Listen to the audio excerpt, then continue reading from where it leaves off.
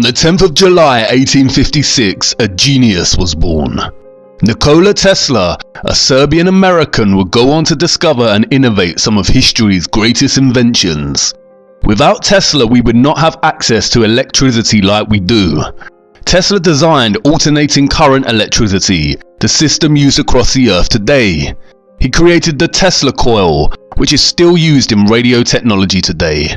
His inventions include, but are not limited to, dynamos, which are electrical generators similar to batteries, the induction motor. He discovered radar technology, X-ray technology, remote control, and the rotating magnet field, the basis for most alternating current machinery. He designed the first hydroelectric power plant and laid the foundation for wireless technologies with his Tesla coil. Tesla also invented many things that were a huge threat to the satanic cabal elite. He invented the death ray, a device capable of generating an intense targeted beam of energy that could be used to dispose of enemy warplanes, foreign armies, and anything else you rather didn't exist. The Death Star in Star Wars riffs on this invention. He invented something called an oscillator, a device that when he attached it to an office nearly shook down the entire building and everything around it. In other words, a device that can deliberately cause earthquakes. Apparently Tesla destroyed it with a hammer. With funding from Illuminati puppet J.P. Morgan, Tesla designed and built Wardenclyffe Tower, a gigantic wireless transmission station. Morgan thought Tesla was designing him a wireless tower that could transmit messages across the world. Tesla, however, had other ideas. He intended it to be the source of transmitting free, wireless energy throughout the world. Imagine the Illuminati cabal's panic. No more fossil fuels and oil. They would never permit Tesla to disrupt a major branch of their control over the people. So Morgan stopped the funding and the project ended in 1906. Interestingly, he also invented a flying craft, very similar in design to what we call flying saucers or have come to know as a UFO. It was to be powered by free energy and met the same fate as Wardenclyffe Tower. The aviation and motorcar industry was just too profitable to the Illuminati cabal. Most importantly, out of all his contributions to humanity is the Tesla coil. Tesla used it to study fluorescence, X-rays, radio, wireless power, and electromagnetism in the Earth and its atmosphere. Tesla understood that the Earth itself is magnetic, and that it can generate electricity or electromagnetism by utilizing frequencies as a transmitter. He famously said, "If you want to find the secrets to the universe, think in terms of energy, frequency, and vibration." And Tesla discovered free energy by figuring out the exact electromagnetic frequency of the Earth itself. The Earth's electromagnetic frequencies was predicted by physicist Winfried Otto Schumann and would later be named the Schumann resonances, a spectrum of peaks in the low frequency of Earth's electromagnetic field spectrum.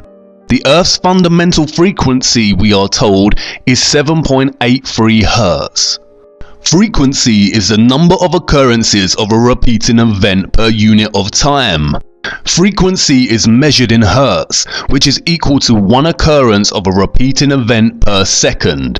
It is used as an important parameter in science and engineering to specify the rate of oscillation and vibration of a specific phenomena, such as audio waves, radio waves, and light waves. We are indoctrinated with the heliocentric globe life from very early on in our education. And although we are taught about the importance of electromagnetism in physics class, it is usually in the context of engineering, of building motors and electrical systems. What is less emphasized in our education, however, is the inextricable relationship between electromagnetic frequencies and vibrations with all living matter. At this stage in the series, I know I have your attention, and you are probably warming to the reality that our Earth is a flat plane and not a globe. But our globe indoctrination is so thoroughly established that you are probably still imagining the Big Bang as the Earth's beginning, and that the Sun and Moon are giant spheres spinning above us locked in some kind of orbit depending on gravity. So I need to show you the mechanics of how this is all possible in the first place. We will leave the why for later. The best place to start is where we left off. We spoke about the firmament and there being water above. We explored the notion that the stars and planets are not spherical balls of rock and burning gas, but dancing glimpses of light interacting with the waters above the firmament. Japanese scientist Masaru Emoto came up with an innovative new way to capture the form of water.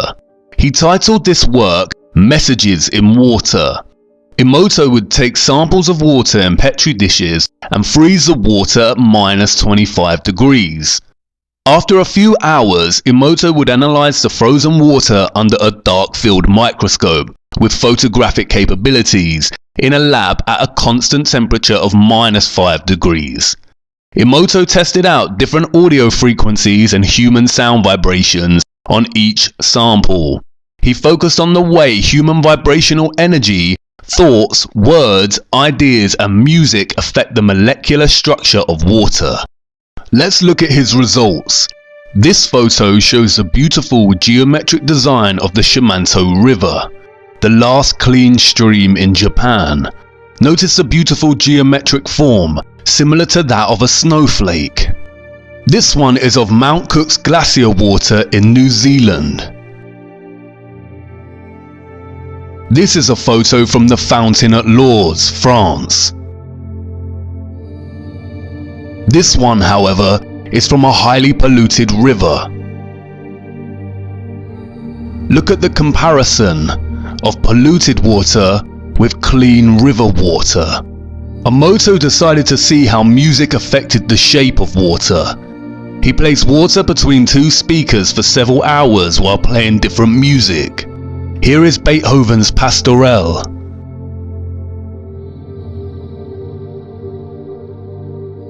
This one is Bach's Air on the G string. This one, Chopin's Farewell Waltz. This one from Generic Healing Music. Look at this shape produced by the Kawachi folk dance. This one shows the result of heavy metal music. Like before, here is a comparison of metal and healing music. Emoto took the experiment a step further. He decided to look at the effect of human words and phrases spoken into the water, and by writing these words down and taping them to the glass overnight. Here is thank you. Here is love and appreciation. This one shows the effects of you make me sick, I will kill you.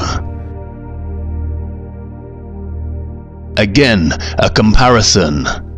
Very different geometric forms through intention. Here is a photo of very polluted water from the Fujiwara Dam. Here now is the same water, but after a prayer is spoken to it. Prayer, sound coupled with intention, has literally changed the water's entire molecular structure. Emoto's work not only demonstrates a diversity of the molecular structure of water and the effects of the environment on the water itself, but that sound frequency and vibration has a strong effect on its structure. Considering our bodies are composed of at least 80% water, perhaps we should be a little bit more careful as to the sounds we expose ourselves to. But this is where it gets really interesting. There is a field of activity called somatics, which applies different sounds and vibrational frequencies to matter and water. In somatics, a metal plate called a Chladni plate attaches to the top of a speaker. If you spread sand across the top and play different frequencies, it produces some very interesting results. The same experiment can be applied to water bowls. Look.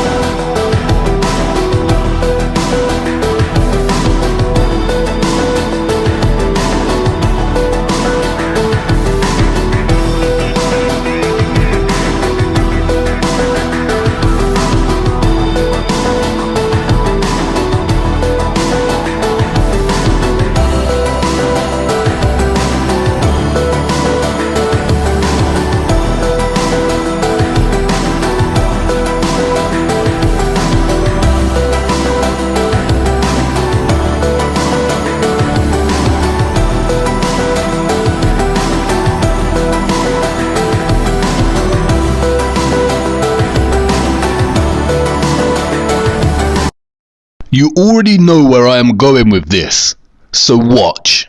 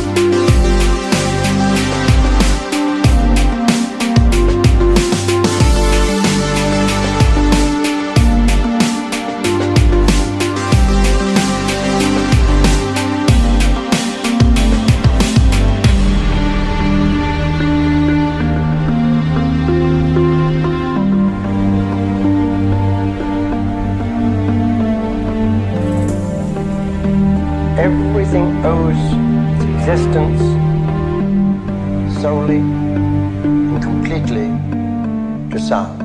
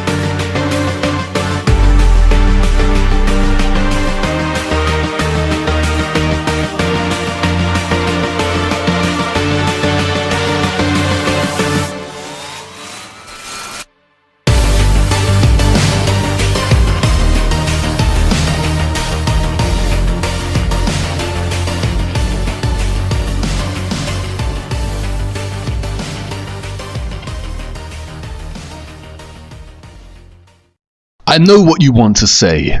That's great, but it doesn't actually explain what the stars and planets are. And if there is water up there, then why is the entire firmament not vibrating with such light patterns? Have a little look at what they were able to produce in a lab.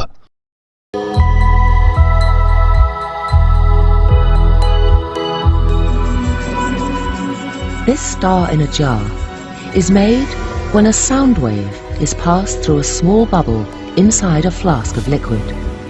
And this sound wave makes the bubble do something remarkable. First it expands, then it collapses. And this collapse happens so violently that vapor molecules trapped inside the bubble slam together and heat up so much that the bubble gives off an incredible burst of heat and light, several thousand times a second, giving the appearance of a star. You see, it is highly likely that the actual firmament is made from some kind of electromagnetic medium, and its frequencies generate pockets of somnolescence that display the vibrational frequency of the firmament through their dancing, shifting sacred geometry and color shifting light frequency. Yes, that's right, color has its own designated frequencies. And is this why in the Hunger Games, the heroes are able to deactivate the dome above them by disrupting its electrical current? Again, hidden in plain sight. The force field. It's a dome. We're at the edge of the arena. And it is very interesting that, like reference to the firmament, the ancient biblical texts of our world offer insight into the origins of the Earth's creation and all matter. In the beginning was the Word, and the Word was with God, and the Word was God.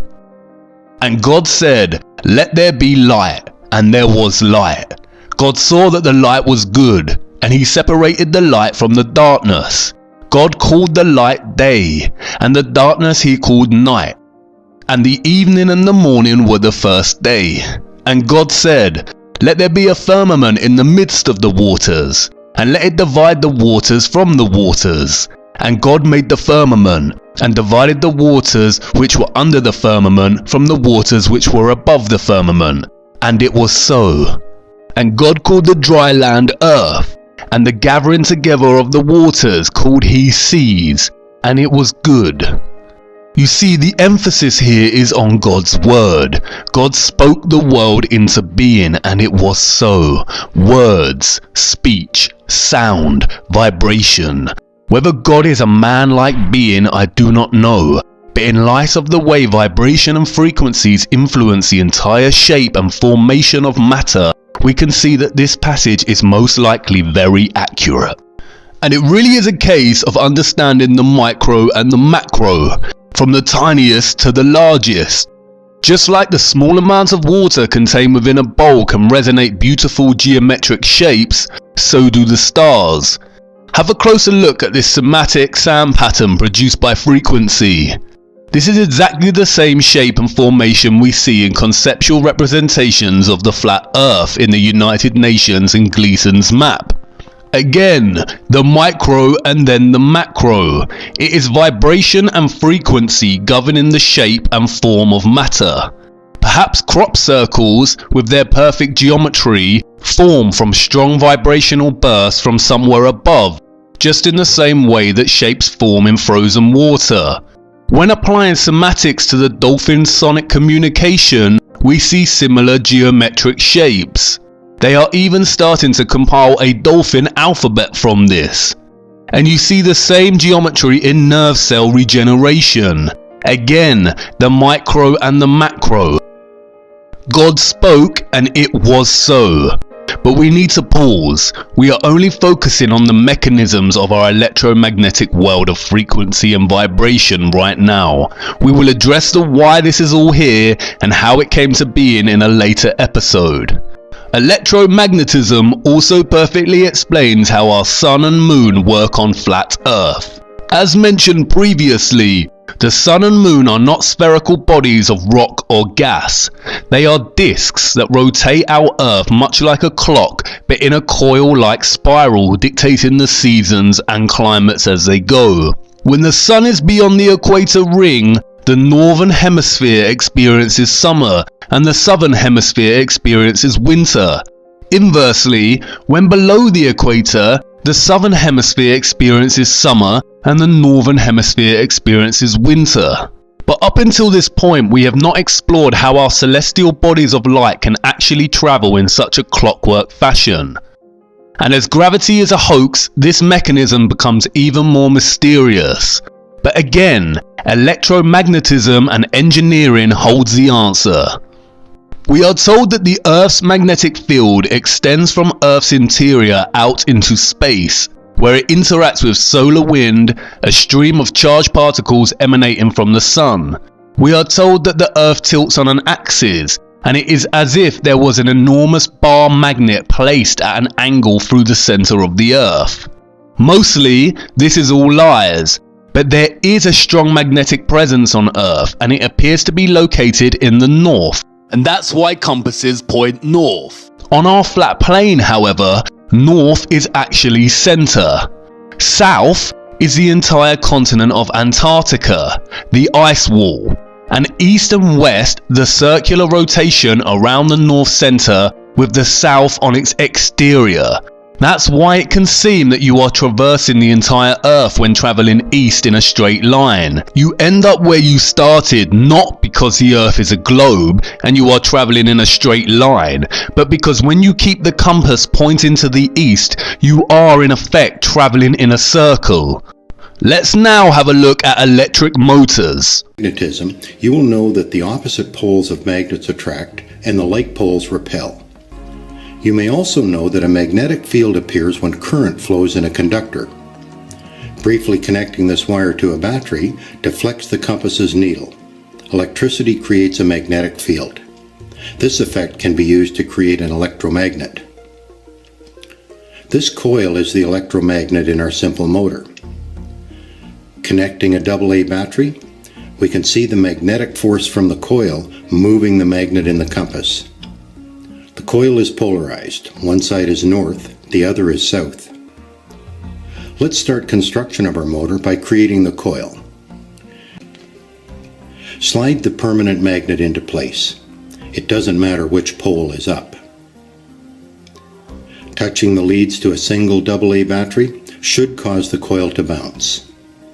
If the coil is balanced and all electrical connections are completed, the motor should start. This is a commercially made DC motor.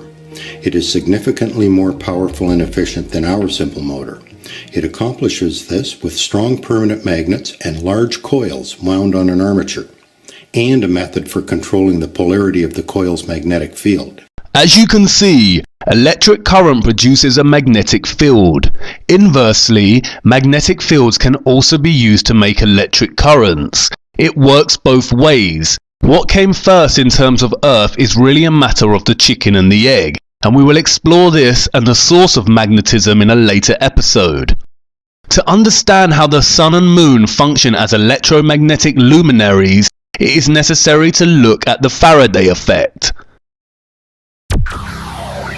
Let's switch it on, let's see what it does. Through this coil of thick wire, we're about to pass a huge alternating electric current.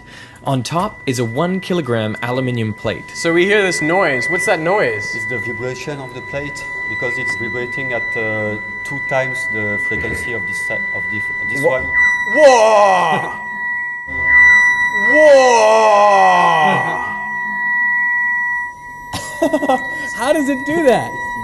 To find out, I've come to the place where it all started, the Royal Institution in London. This is the key to Faraday's magnetic lab. It's amazing that lock still works.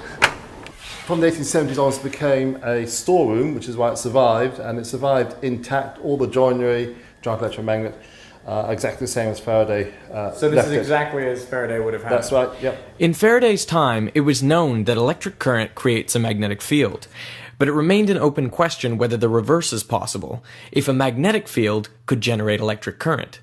Faraday answered this question with his most famous apparatus. Faraday's electromagnetic induction ring, which is this. In August 1831, Faraday wrapped 2 coils of insulated wire around this iron ring. But in 1831, you could not go down to your local electrical hardware shop and ask for X hundred meters of insulated wire. You had to insulate the wire as you went, and so as you pushed and pulled the wire out of the ring, you had to insulate it. It takes 10 working days, which is a huge investment of time. But the investment paid off. When Faraday connected a battery to one of the coils, he saw a brief pulse of current in the other coil. And when he disconnected the battery, he saw a pulse of current in the other direction. He realized that current was induced in the second coil only when the magnetic field through it was changing. And if they hadn't been wrapped on the same ring, Faraday may have noticed that the 2 coils repel each other when the current is induced, and that's due to the interaction of their magnetic fields. Which brings us back to this. Through the bottom coil, we are passing a huge electric current, 800 amps, which alternates in direction 900 times per second. This ensures there will always be a changing magnetic field above the coil. Instead of a second coil, we're using the aluminium plate, but the principle is the same. The changing magnetic field induces currents in the plate that create an opposing magnetic field, so it levitates. How awesome is that? The opposing electromagnetic fields here cause the plate to levitate. Really think about it.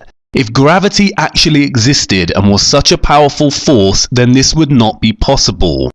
The opposing electromagnetic fields cause the plate to lock or levitate. Gravity does not even enter the equation. Just pure, repeatable and demonstrable science. We can see the same thing here. Of the magnets, you see if I can move it on the side, it will again pivot around the axis of the magnet, because it makes sure that the magnetic field inside of it stays the same. Right. It's astonishing. Can you put it on the track for us? Yeah. I just levitate it above the track quite high, and I can just rotate it. So it's actually floating above the surface. Yeah, it's not floating, it's locked above the surface. So you could tilt it at an angle and it would still fly around. Yeah, I can do it like this, and it will just go around like this. I can just go and put it at different height, and then like this. And lock it at the height. Lock it, yeah, different height, different configuration. Right. And I can even lock it at opposite way. If you could just hold for a minute. High. I'm doing the same thing. I'm locking it upside down, and then it is suspended.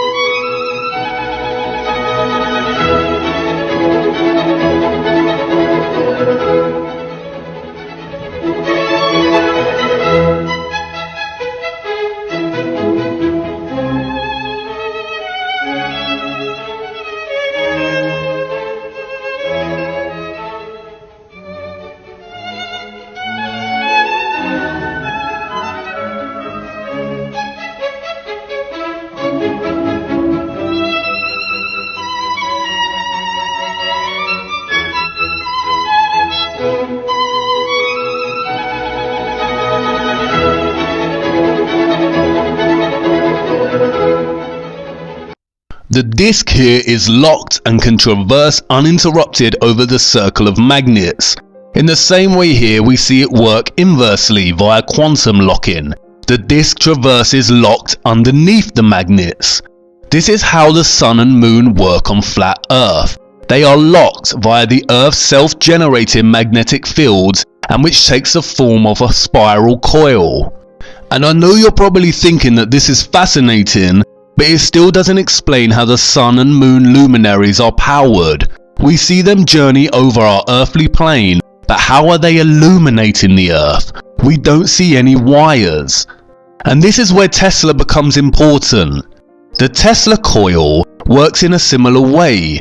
As you can see here, the metal foil paper circles the Tesla coil tower in a circular motion due to electromagnetism. But the Tesla coil laid the foundations for wireless technology and what is called free energy. Tesla viewed the Sun as an immense form of electricity, positively charged and with the potential of some 200 billion volts.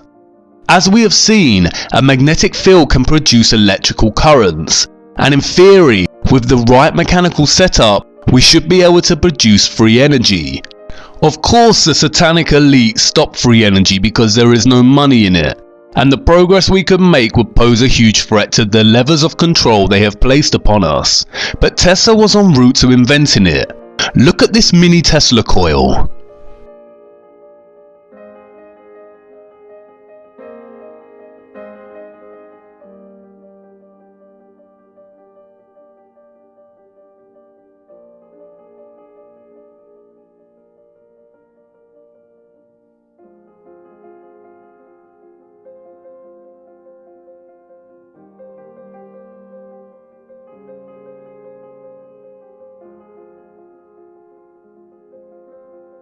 You see, the light bulb is charged and illuminated without any wires. The intense magnetic field has produced an electrical current. So let's go back to the Faraday effect example and see what happens next. This current is not only good for levitating the plate, it can also make light bulbs glow. A gift. Oh, thank you. Oh, that is cool. Not too close because it will burn the arms. Can I put it there? Yep. And just as current in a toaster element heats it up, the induced current in the plate dissipates its energy as heat. And some water too. Thank you. Yeah, to see the temperature. Check out how hot this plate is. Oh, that is nuts. Is this your favorite demo? It's like a flying barbecue or something. Tell me this is not the best dinner table centerpiece. It levitates, it gives you light, and you can cook on it. And all the while, you're demonstrating Faraday's law of electromagnetic induction. The light bulbs are illuminated without any wiring because of the electromagnetic field. In essence, this picture here is our Sun. Remember, the micro and the macro. And it opens a door to speculating on the nature of the Moon.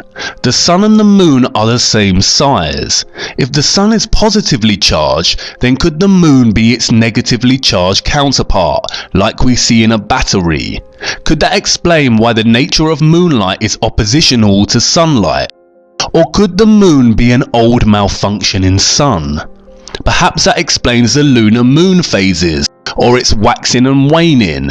Is it trying to charge and generate enough power to become an intense positive charge luminary like the Sun, and as it generates to its full moon phase, it malfunctions and begins charging down, or waning? The notion that our Earth is a flat plain disk isn't looking like such nonsensical drivel anymore, is it? Electrical energy, frequency and vibration is literally everywhere on Earth. It is omnipresent, omnipotent, and most likely omniscient. And the Earth functions as an energy plate, much like what Tesla created with his purple energy plate, or coil as an electromagnetic base. We are all used to magnificent, frightening displays of electricity in our skies in the form of lightning. But did you know that there is an entire electroscape above the clouds? Scientists took a plane above a huge electric storm to document this. They call them sprites and elves. Look. As soon as it gets dark, thunder begins to reverberate around the airport. the researchers board the planes on what looks like a promising night. At 9 p.m., the two jets take off. They're heading for thunderclouds 120 miles away that are vigorously producing lightning. The cabin is in constant communication with Yair and Lyons at Yucca Ridge. Essentially, they want some kind of a central location. He evaluates the data and gives the pilots the latitude and longitude of large thunderclouds where sprites might appear. For reference, we'll be on this data collection run for about 10 minutes. Did you get it? For an instant, a giant red flash appeared. On replay, they can see beautiful shafts of light thrusting upwards towards space. The mysterious sprite in all its glory. Then, the sprites keep coming. Yeah, we got the sprite. On board, the team reviews the stunning and unique images. This sprite was shaped like a mangrove tree. It's been captured in more detail than any sprite until now. Just like its name, this sprite evokes a fairy with wings.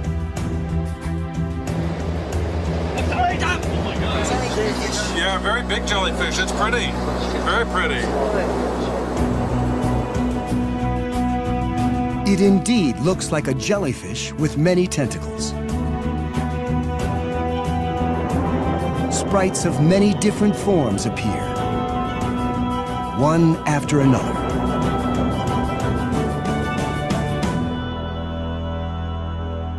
Seen up close, they have a variety of shapes. Eventually, a sprite appears that demands special attention. This is spectacular. The umbrella-like top of this sprite. You can see that they are coming from the firmament above. In this still, you can actually see what looks like the surface of the firmament illuminating. This is most likely what causes thunder and lightning in the first place. Powerful bursts of electrical discharge from the electromagnetic firmament, which instills electricity into the clouds and atmosphere below, and which is then expressed in the form of lightning. Again, the ancient texts tell us this. And other things I saw concerning lightning, how some of the stars rise and become lightning, but cannot lose their form. It's been proven that lightning excites the Schumann resonance, the electromagnetic heartbeat of the Earth. Again, electrical energy, frequency and vibration is literally everywhere on Earth. Think about the oceans. Water is a well-established conductor of electricity. Seawater has a salinity of roughly 3.5%, which is composed primarily of sodium or salt. Sodium is one of the 4 electrolytes. Our bodies cannot survive without sufficient electrolytes. These electrical ions literally regulate our blood volume and pressure, our cells, muscles, hormones and organs. Look at an electrolytic cell and then a voltaic or battery cell. Both are very similar in nature and both look very similar to the models of Flat Earth itself. Again, the micro and the macro. Furthermore, look at someone who has been struck by lightning. Look at the scar. It looks like a tree or a tree's roots. Electricity, vibration and frequency again creating form. Trees are often exposed during storms. Could this be why the fruits that grow on trees are acidic in nature, just like batteries contain battery acid? Water is also diamagnetic, meaning it repels a magnetic field. This explains the tides. The magnetic fields generated by the sun and the moon influence the movement, ebb and flow and height of the oceans as they journey above over our flat Earth. This causes the oceans to fluctuate between high and low tides due to being repelled by magnetism and then released. Look.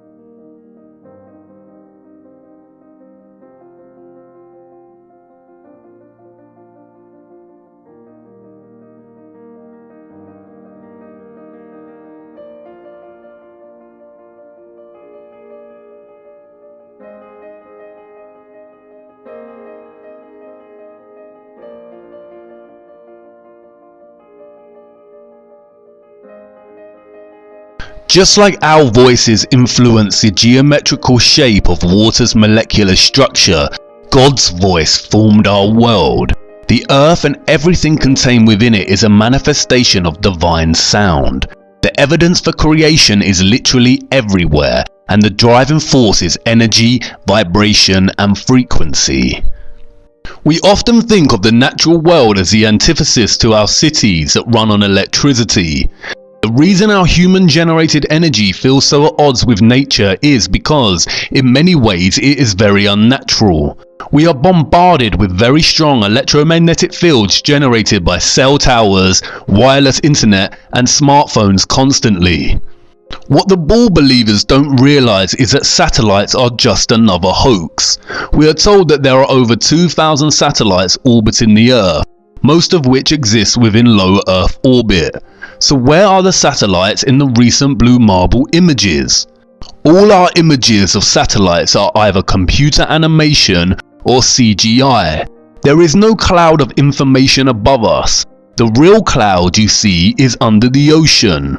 As Time magazine has already told us, there are over 300 undersea cables and that they carry 99% of the world's intercontinent data. The rest of our data is carried by the thousands of cell towers everywhere. Cell towers are responsible for our wireless internet and smartphones via unnatural electromagnetic frequencies, or what is known as EMFs. There are no satellites, it's just another lie, and it seems like there is no end to their lies. There was a reason the satanic complex started panicking when theories arose that 5G was causing COVID-19. While this is not entirely true, it is irrefutable that the constant exposure to high EMFs is affecting our natural synchronization with the Earth's own electromagnetic field. Our bodies run on electrolytes, and if we are continually exposing ourselves to high amounts of EMFs at such a close range, it will inevitably start affecting our health. Eventually, the sodium-calcium channels in our body will become dysfunctional and disease will occur.